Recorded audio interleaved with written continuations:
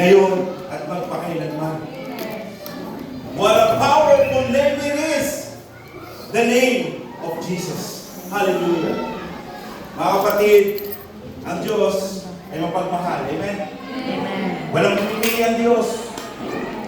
Kahit sino ka pa, kahit ano pa nangyari sa iyo nung nakaraan, mahal ka ng Diyos. Kahit ano pa pinagdadaanan mo ngayon, huwag kang matakot, sasamahan ka ng Diyos.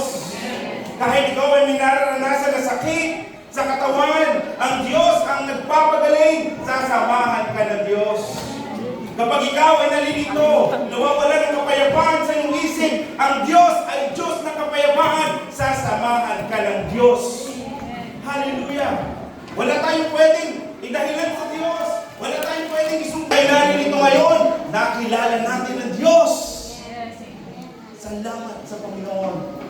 Pakisabi sa katabi mo, salamat kasama kita ngayon. Salamat kita. This time is not an accident. Kilala natin ang isa't isa. Mapalakas natin ang isa't isa. Magabayan natin ang isa't isa bilang magkakapatid.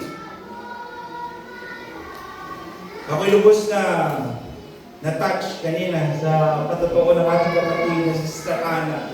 Ang dami niyang pinagdaanan sa kanyang buhay. Ngunit nanatili siyang nakatayo at naglilingkod sa Panginoon. She chose to serve God despite all the struggles, despite all her dark past. Kahit na napakadilim ng kanyang nakaraan, ngunit nang nakilala niya ang Panginoon, hindi na niya binitawan ang kanyang pananampalataya sa Panginoon. Hallelujah! Kaya tayo mga kapatid, once na tinanggap na natin ang Panginoon sa ating puso, huwag na natin bitawan yung pananampalataya na yun.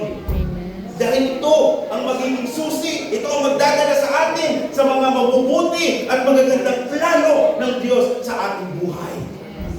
Hallelujah! Palakpakan natin ang ating Diyos.